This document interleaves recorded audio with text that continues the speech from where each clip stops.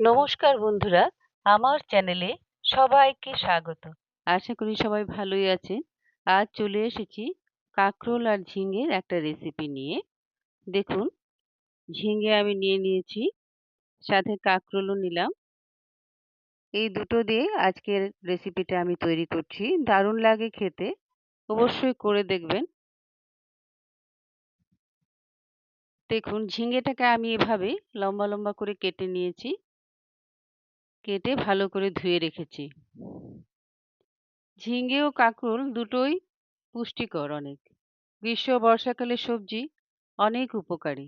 দেখুন, কাঁকরোলটাকেও আমি এভাবে লম্বা লম্বা করে সুন্দর করে কেটে নিয়েছি। এই সময় কাঁকরোলের বিচিটা তত শক্ত হয় না, বেশ কচি থাকে, খেতেও দারুণ লাগে।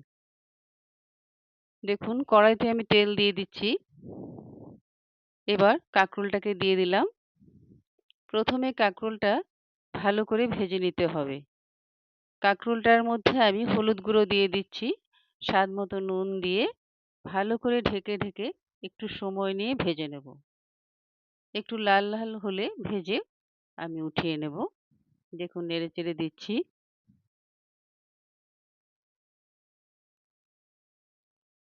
এদিকে আমি এটাতে ব্যবহার করব পোস্ত, তাই আমি পোস্ত কাঁচা লঙ্কার একটা মিশ্রণ তৈরি করে এই যে দেখুন উঠিয়ে রাখলাম। এদিকে কাঁকরোলগুলো আমার প্রায় ভাজা হয়ে এসেছে, নেড়ে চেড়ে নিচ্ছি। এবার আমি দেখুন ভাজা হয়ে গেছে, উঠিয়ে রাখছি।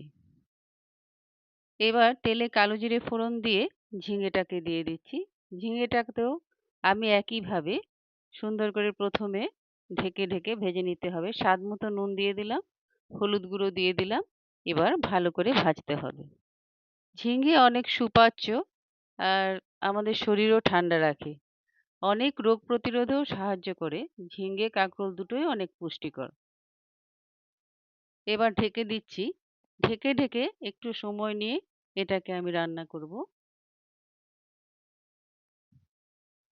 নেড়ে চেড়ে দিচ্ছি দেখুন।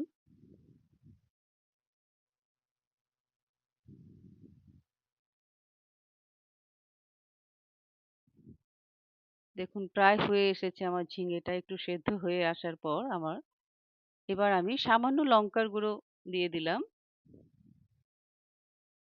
লঙ্কা গুঁড়ো দিয়ে আবার একটু নেড়ে চেড়ে নিচ্ছি। এবার ভেজে রাখা কাঁকরোলটাও দিয়ে দিলাম। দিয়ে এটা সুন্দর করে মিশিয়ে তারপর আমি বেটে রাখা পোস্তটা এটার মধ্যে দিয়ে দিচ্ছি। পোস্ত বাটা দিয়ে সুন্দর করে মিলিয়ে দেখুন, এটাকে আমি অল্প সময় নিয়ে ঢেকে ঢেকে রান্না করব। দেখুন, আমি এটা ঢেকে দিচ্ছি। একটু সময় লাগবে। প্রায় আমার তৈরি হয়ে এসেছে। এতে আমি এবার একটু চিনি দিয়ে দেবো। কাঁচা লঙ্কা দুটো দিলাম। চিনি দিয়েছি, এটা অপশনাল, যারা পছন্দ করেন না দেবেন না। এটা আমার তৈরি হয়ে এসেছে। সবাই সুস্থ থাকুন, ভালো থাকুন। এভাবেই আমার সঙ্গে থাকুন। আবার দেখা হবে পরের ভিডিওতে। ধন্যবাদ।